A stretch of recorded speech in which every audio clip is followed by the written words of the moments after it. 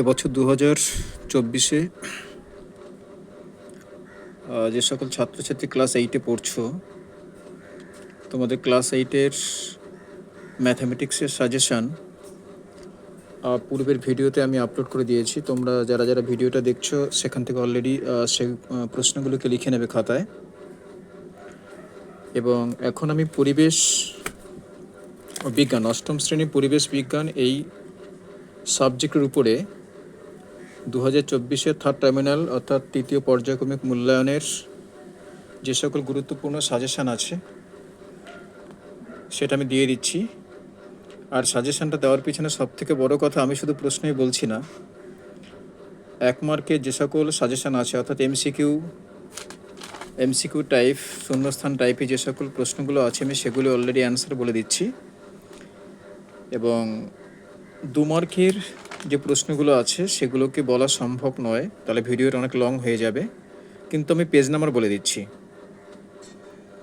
তোমরা যারা ভিডিওটা দেখছো অলরেডি বইটা বার করে বসো, আমার সাথে সাথে বইয়ের পেজগুলোকে দাগ দিয়ে নাও। প্রশ্নের সাথে সাথে অ্যান্সারের পেজগুলো দাগ দিয়ে নিলে কী হবে, তোমাদের প্রিপারেশান নিতে একটু সুবিধা হবে। প্রথমত আমি বলে দিই, বইয়ের পেজ ধরে ধরে বলছি, তোমরা পারলে হাইলাইট পেন নিয়ে বসো। হাইলাইট পেন দিয়ে দাগটা দিলে তোমাদের পড়াশোনা করার সময় সুবিধা হবে। 46 পৃষ্ঠায়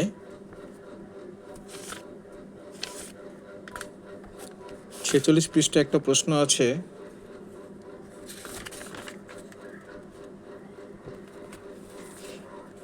দেখো এখানে আছে, প্রতিবিম্ব সৃষ্টির পিছনে মূলত 2টি কারণ, একটা হচ্ছে প্রতিফলন, একটা হচ্ছে প্রতিসরণ। প্রশ্ন টাইপে আসবে এভাবে যে প্রতিফলন প্রতিসরণ ক খ দুটোই এবং কোনোটিই নয়। তখন তোমাদেরকে সি দাগ নম্বর যেটা আছে ক খ উভয়, ওটাকে তোমাদেরকে অ্যান্সার রাইট করতে হবে। তো প্রতিবিম্ব সৃষ্টির কারণের পিছনে 2টো কারণ লুকিয়ে আছে, প্রতিফলন আর প্রতিসরণ। এটাকে ভালো করে মার্ক করে নাও হাইলাইট পেন দিয়ে।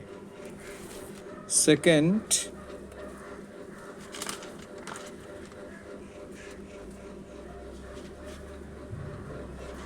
পেজ নাম্বার 290 পেজ, 290 পেজে একটু দেখে নাও। এগুলো শর্ট টাইপ কোশ্চেন। 290 পেজে আছে,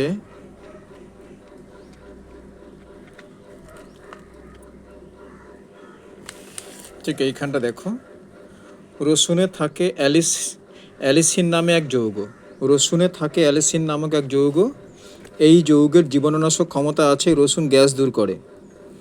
তাছাড়া পাকস্থলীতে উদ্দীপিত করে খাবার হজম করতে সাহায্য করে। হৃৎপিণ্ড রক্তনালীর নানা সমস্যায় রসুন কার্যকরী। রসুনের অ্যান্টিসেপটিক ও পচন নিবারক ভূমিকা আছে। প্রশ্নটা ঠিক এভাবে আসে, রসুনে জীবাণুনাশক কোন পদার্থটি বর্তমান? সেখানে অপশানে থাকে রুবেসিন, অ্যালিসিন, আদার্স কিছু থাকে, কিন্তু তোমরা অ্যালিসিনে টিক দেবে। এটাকে একটু মার্ক করে নাও। নেক্সট,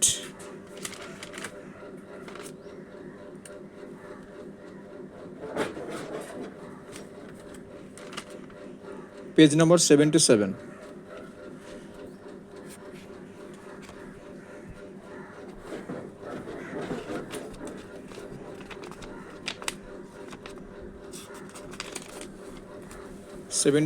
পেজে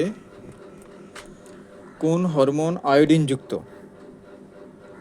দেখ এখানে লেখা আছে, এখানে আছে থাইরক্সিন হরমোন। থাইরক্সিন হরমোন সংশ্লেষ আয়োডিন গুরুত্বপূর্ণ ভূমিকা পালন করে। তাহলে এখানে কোন হরমোন আয়োডিন যুক্ত? অ্যান্সার হবে থাইরক্সিন। তারপরে আছে পেজ নাম্বার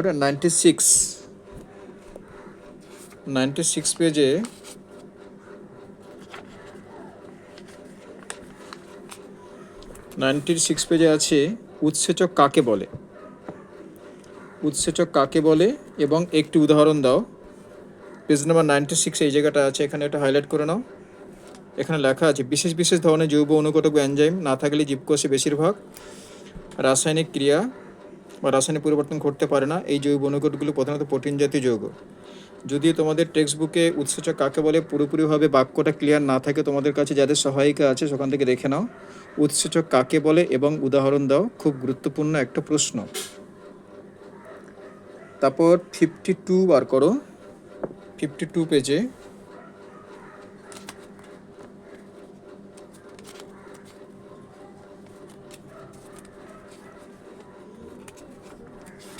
পেজে আমাদের এখানে একটা প্রশ্ন আছে, পূর্ণ প্রতিফলন ঘটে, মানে পূর্ণ প্রতিফলন কাকে বলে?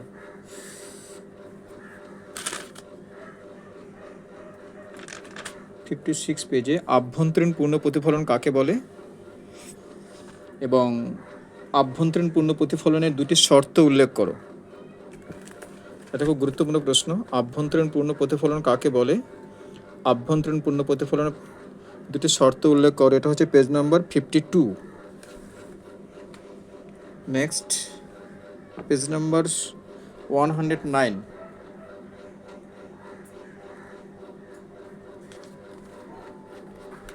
109 ঠিক এখানে ফলো করো, হাইলাইট পেন দিয়ে হাইলাইট করা আছে। মরচে ধরা আটকাতে কি কি করা হয়, মানে মরচে নিবারণের উপায় কি কি আছে, এটাকে একটু মার্ক করে নাও। বা প্রশ্নটা এমন হতে পারে, মরচে পড়াকে মৃদু দহন বলা হয় কেন, মরচে পড়াকে মৃদু দহন বলা হয় কেন, এবং মরচে ধরা আটকাতে কি কি করা হয়। এই প্রশ্নটা এবছর ভীষণ ইম্পর্টেন্ট ক্লাস 8-এ। নেক্সট হচ্ছে 98 পেজের এখানে আছে তাপগ্রাহী পরিবর্তন কাকে বলে বা তাপগ্রাহী বিক্রিয়া কাকে বলে। ঠিক উপরের দিকে আছে তাপমুজি পরিবর্তন কাকে বলে।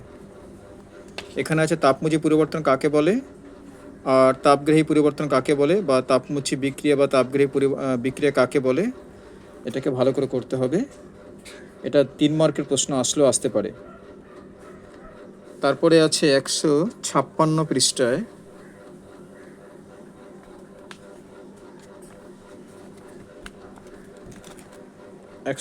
পৃষ্ঠায় ফলো করো উপরের দিকে।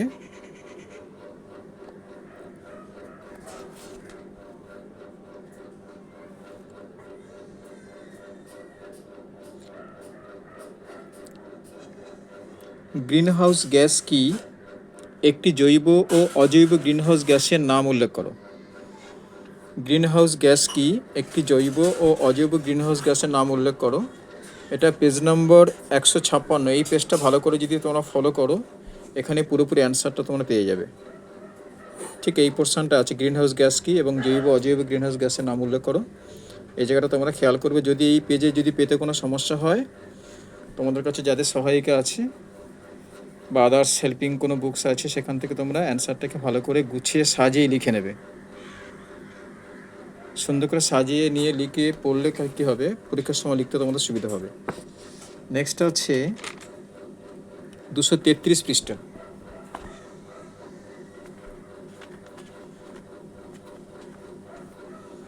233 পৃষ্ঠায় অ্যাডিনালিন হরমোনকে সংকটকালীন হরমোন বলা হয় কেন বা জরুরিকালীন হরমোন বলা হয় কেন। ঠিক ফলো করো, এখানে এই পেজে আছে 233 পেজ। অ্যাডিনালিন হরমোনকে জরুরিকালীন হরমোন বা সংকটকালীন হরমোন বলা হয় কেন, এটা 3 মার্কের প্রশ্ন আসবে। ক্লিয়ার? তারপরে 284 পেজ,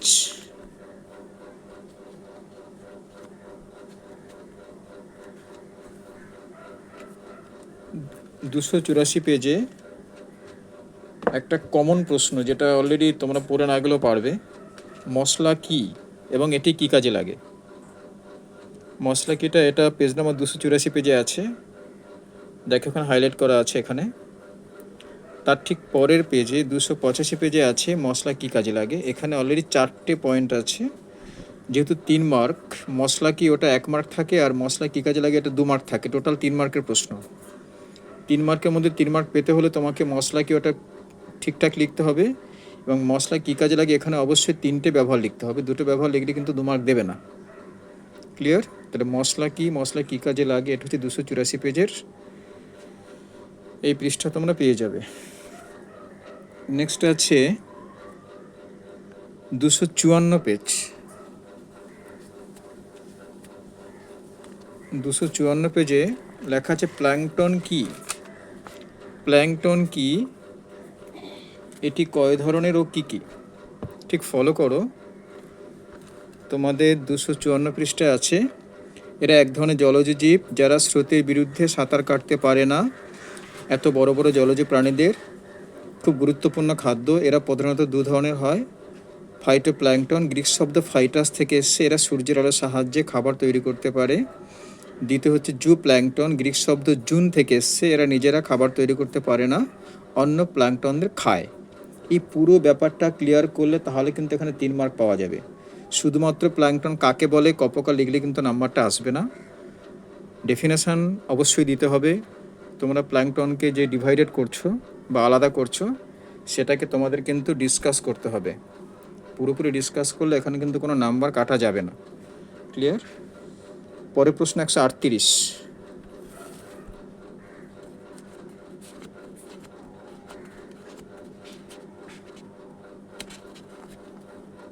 একশো 38 পৃষ্ঠায় এখানে একটা প্রশ্ন আছে, হীরক ও গ্রাফাইটের মধ্যে দুটি পার্থক্য লেখো। হীরক ও গ্রাফাইটের মধ্যে দুটি পার্থক্য লেখো। এটা 138 পৃষ্ঠায় আছে। যাদের বইতে খুঁজে পেতে সমস্যা হয় তোমরা অবশ্যই সহায়িকা বইয়ের হেল্প নেবে, সেখান থেকে প্রশ্নটা খাতায় রেডি করে নোটটা রেডি করে পড়াশোনা করবে। গ্রাফাইট ও হীরকের গঠনের এই যে তুলনা পার্থক্য, এই দুটোকে একটু ভালো করে দেখবে। প্রশ্ন হচ্ছে হীরক ও গ্রাফাইটের মধ্যে দুটি পার্থক্য লেখো। সঙ্গে সঙ্গে ওই প্রশ্নের সাথে আছে এলপিজি কি, মানে এলপিজি কাকে বলা হয় বা এলপিজির ফুল ফর্ম কি, এই পুরো ব্যাপারটাকে লিখতে হবে। এই হীরক ও গ্রাফাইটের মধ্যে পার্থক্য, এটা 2 মার্কের আসবে, আর এলপিজি কি এটা 1 মার্কের, টোটাল 3 মার্কের। 3 মার্কের প্রশ্ন এখানে তোমাকে লিখতে হবে। নেক্সট আছে 113 পেজ। 113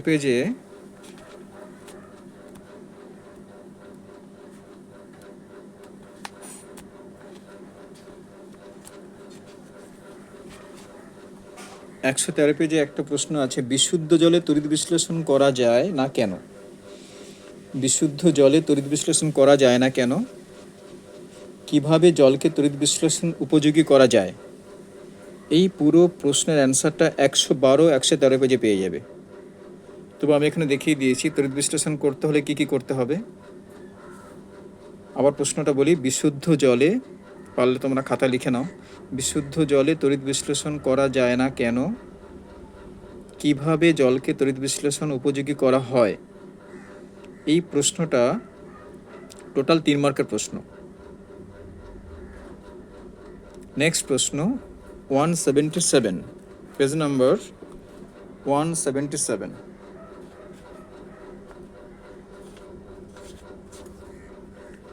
এই পেজে লেখা আছে, একটা প্রশ্ন আছে, প্রাণীদের পেশিকলার কাজ কি?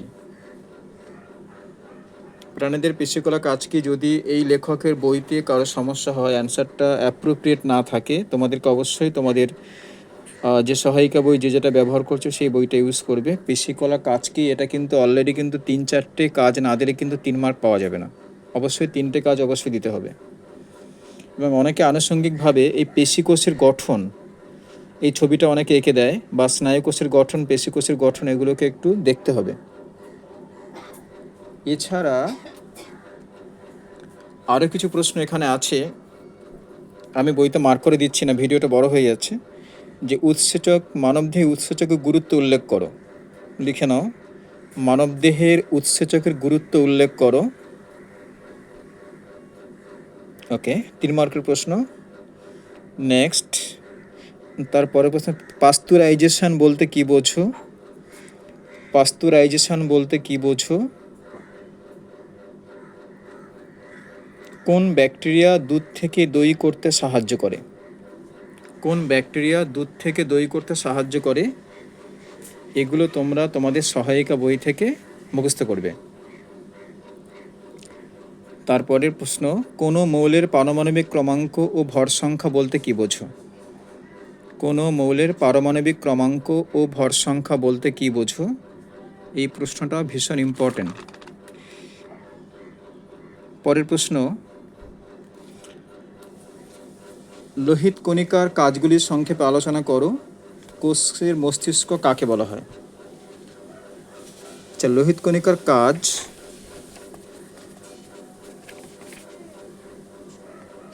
এটা সহায়িকার হেল্প নেবে, সহায়িকা বইতে ভালো দেওয়া আছে। লোহিত কণিকার কাজ কি এবং কোষের মস্তিষ্ক কাকে বলা হয়? নিউক্লিয়াসকে। এটা তোমাদের প্রত্যেকে জানা আছে। পরের প্রশ্ন, এই পেজে আছে প্রোটোপ্লাজম কি? প্রোটোপ্লাজম কি এটা আমাদের টেক্সট বুকে ততটা ক্লিয়ার দেওয়া নেই, কোষ চ্যাপ্টারে দেখে নেবে, যেখানে প্রোটোপ্লাজম, সাইটোপ্লাজম, রাইবোজোম, সেন্ট্রোজোম, সেখানে প্রোটোপ্লাজম কি এই অ্যান্সারটা দেওয়া আছে। 251 পেজে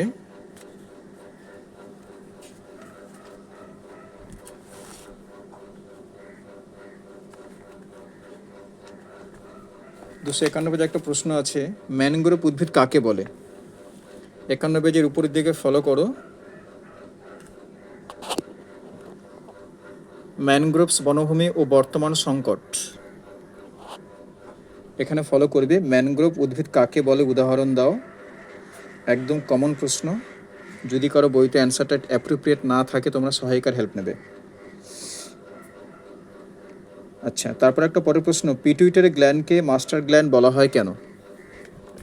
পিটুইটারি গ্ল্যান্ডকে মাস্টার গ্ল্যান্ড বলা হয় কেন? তোমরা 9 নম্বর অধ্যায়ে অন্তঃক্ষরা গ্রন্থি বয়ঃসন্ধি 228 পেজ বার করো। 228 পেজেই এখানেই আছে, 228 থেকে 31 পেজের মধ্যে আছে পিটুইটারি গ্রন্থিকে মাস্টার গ্ল্যান্ড বলা হয় কেন। এই পেজটা ভালো করে ফলো করো।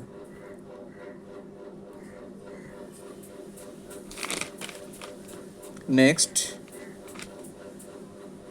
এছাড়া আমাদের 3-এর দাগে 2 মার্কের কিছু প্রশ্ন আসবে। 2 মার্কে মোট 10টা প্রশ্ন আসবে, সে 10টা প্রশ্ন প্রত্যেকটা 2 মার্ক করে 20 মার্কের। এখানে এক্সট্রা কিছু প্রশ্ন আমি বলে দিচ্ছি, তোমরা যদি পারো একটু খাতা লিখে নাও, যে আমাদের চাঁদে বায়ুমণ্ডল নেই কেন? চাঁদে বায়ুমণ্ডল নেই কেন? 2-এর দাগে সংকট কোণ কাকে বলে?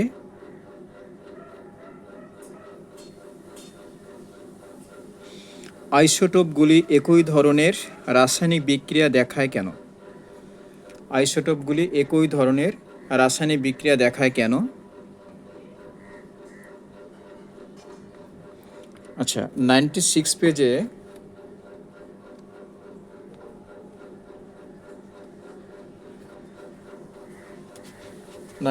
পেজে একটা প্রশ্ন আছে। আচ্ছা, এটা বলে দিয়েছি। আচ্ছা, তারপরে একটা প্রশ্ন হচ্ছে 2 মার্কের আসবে, হিমোগ্লোবিন প্রাণীদের কোথায় পাওয়া যায়, এর কাজ কি? মানে হিমোগ্লোবিনের কাজ কি? তোমরা সবাই জানো আমাদের মানুষের দেহে রক্তে হিমোগ্লোবিন থাকে হচ্ছে 14.5। তো কোথায় পাওয়া যায়? রক্তে পাওয়া যায়। তাহলে হিমোগ্লোবিন প্রাণীদের কোথায় পাওয়া যায় এবং এর কাজ কি? এই অ্যান্সারটা সহায়িকা থেকে ভালো করে দেখে নেবে। এবং সর্বোপরি শর্ট কোশ্চেনের সাজেশান দেওয়া ঠিক নয়, তবু আমি এখানে কিছু সাজেশান দিচ্ছি, পারলে তোমরা একটু লিখে নাও। যেটা প্রথমে 1 মার্কে থাকবে, প্রথমে 1 মার্কে 10টা কোশ্চেন করতে হবে 10 মার্কের। 1-এর দাগের প্রশ্ন হচ্ছে, সবাই খাতা লিখে নাও,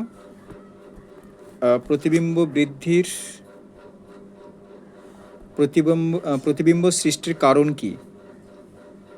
এটা আগেই বলে দিয়েছি, যেটা হচ্ছে প্রতিফলন ও প্রতিসরণ। পরের প্রশ্ন, মহাকর্ষ বলের মান দুটি বস্তুকণার মধ্যবর্তী দূরত্বের, মহাকর্ষ বলের মান দুটি বস্তুকণার মধ্যবর্তী দূরত্বের, এবার এমসিকিউতে আছে সমানুপাতিক, বর্গের সমানুপাতিক, ব্যস্তানুপাতিক আর বর্গের ব্যস্তানুপাতিক। ঠিক আছে, এমসিকিউতে কি থাকবে? সমানুপাতিক, বর্গের সমানুপাতিক, ব্যস্তানুপাতিক এবং বর্গের ব্যস্তানুপাতিক। এখানে অ্যান্সার হবে বর্গের ব্যস্তানুপাতিক। আর একটা প্রশ্ন আছে তোমার, এটা বইয়ের বাইরের, একটু দেখে নাও। ঠিক এই টাইপের প্রশ্ন, 1808 এবং 18F9 পরমাণু দুটি হলো, অ্যান্সার হবে হচ্ছে আইসোবার। মানে আইসোবারের উদাহরণটা তোমরা বই থেকে দেখে যাবে। 18O8 18F9 পরমাণু দুটির হলো পরস্পরের আইসোবার। আরেকবার দেখে নাও, এটা ঠিক এই টাইপের প্রশ্ন।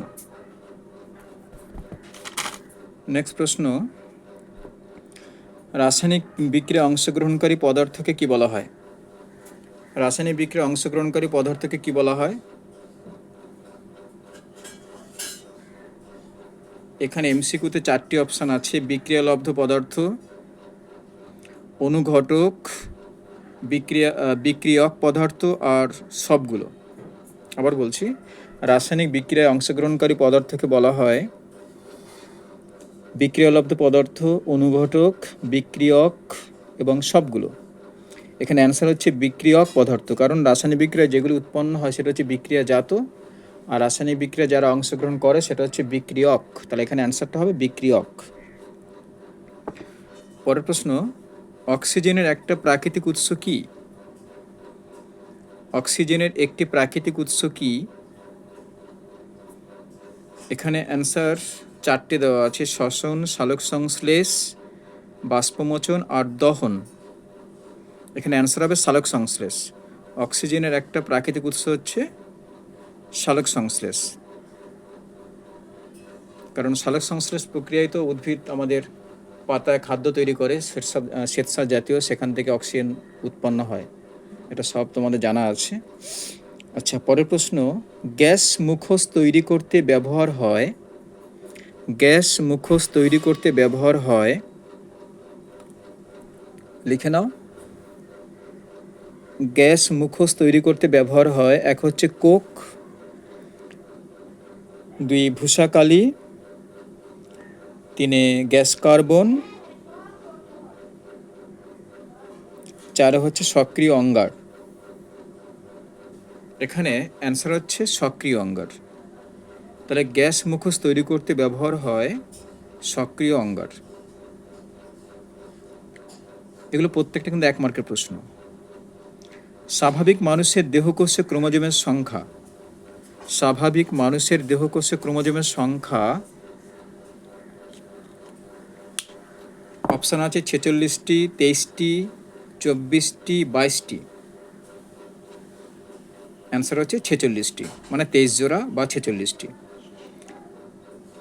অ্যান্টিবায়োটিক যে অণুজীবীর বিরুদ্ধে সবচেয়ে কার্যকরী তা হলো, অ্যান্টিবডি যে অণুজীবীর বিরুদ্ধে সবথেকে বেশি কার্যকরী তা হলো,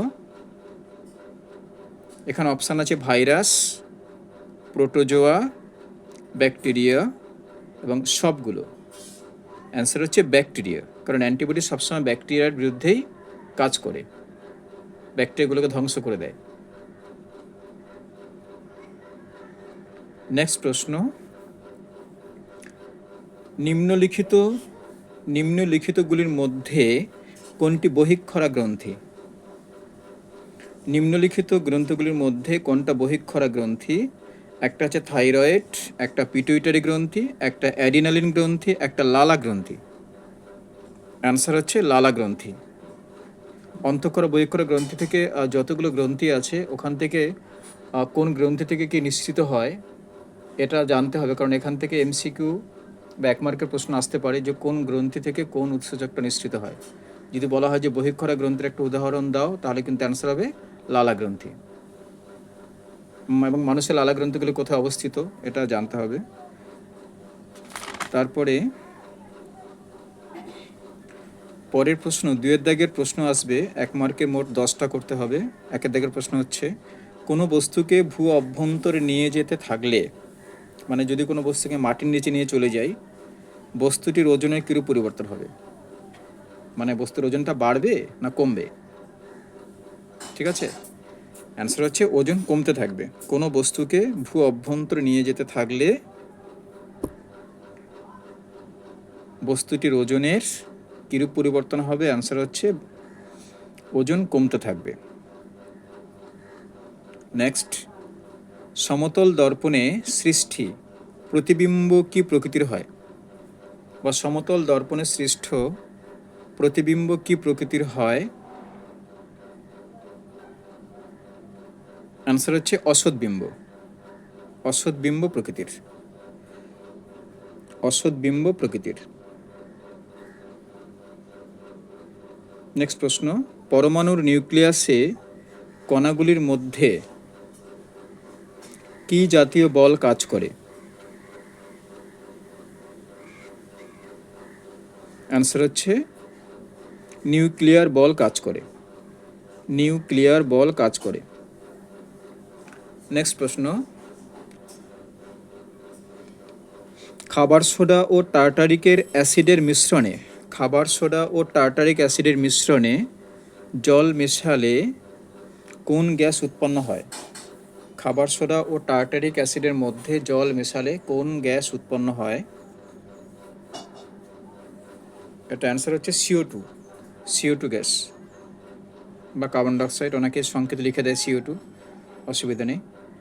তারপর একটা প্রশ্ন আছে, এখানে বিজারক দ্রব্য কোনটা? তোমরা ফলো করো, এই হচ্ছে সমীকরণ। 2FeCl3 প্লাস CnCl2 উৎপন্ন হয়েছে 2FeCl2 প্লাস SnCl4। এখানে কোনটা বিজারক পদার্থ? এটা হচ্ছে SnCl2।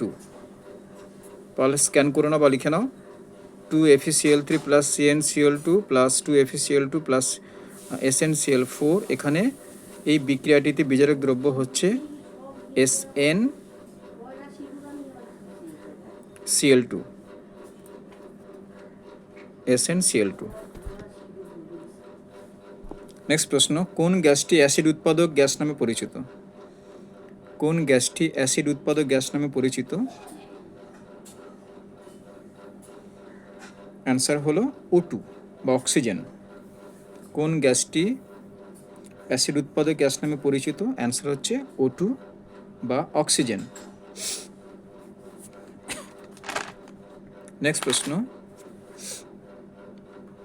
হেপাটাইটিস মানবদেহের কোন অঙ্গকে আক্রান্ত করে? মানে যদি কোনো মানুষের হেপাটাইটিস রোগ হয় তাহলে কোন অঙ্গকে আক্রান্ত করে?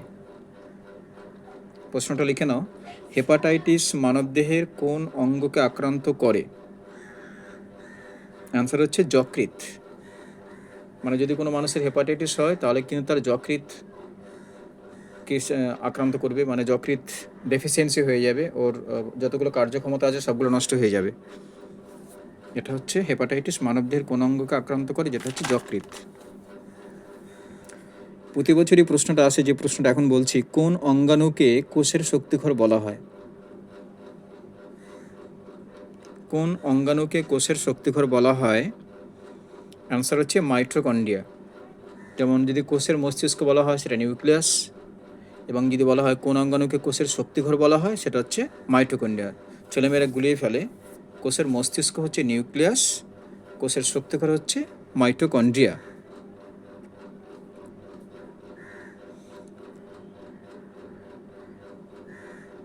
পরের প্রশ্ন, কোন হরমোন আয়োডিন যুক্ত? কোন হরমোন আয়োডিন যুক্ত? সবাই লিখে নাও, কোন হরমোন আয়োডিন যুক্ত? অ্যান্সার হচ্ছে থাইরক্সিন। কোন হরমোন আয়োডিন যুক্ত? অ্যান্সার হচ্ছে থাইরক্সিন। মানে থাইরয়েড গ্রন্থি থেকে এই যে থাইরক্সিন নিঃসৃত হয়, থাইরক্সিন বেশি নিঃসৃত হলে কী কী রোগ হয় মানুষের, কী কী প্রবলেম হয়, এবং যদি থাইরক্সিনটা কম নিঃসৃত হয় তাহলে মানুষের কী কী রোগ হয়, এই প্রশ্নটা কিন্তু আসতে পারে এবছর। নেক্সট প্রশ্ন, দারুচিনির ব্যবহৃত অংশটি গাছের কোন অংশ? আমরা যে দারুচিনি খাই এটা গাছের কোন অংশ? এটাই বলছে এখানে।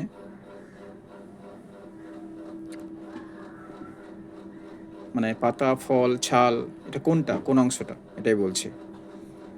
দারুচিনি ব্যবহৃত অংশটি গাছের কোন অংশ? এটা তোমরা সবাই জানো, দারুচিনি ব্যবহৃত অংশটি হচ্ছে গাছের ছাল।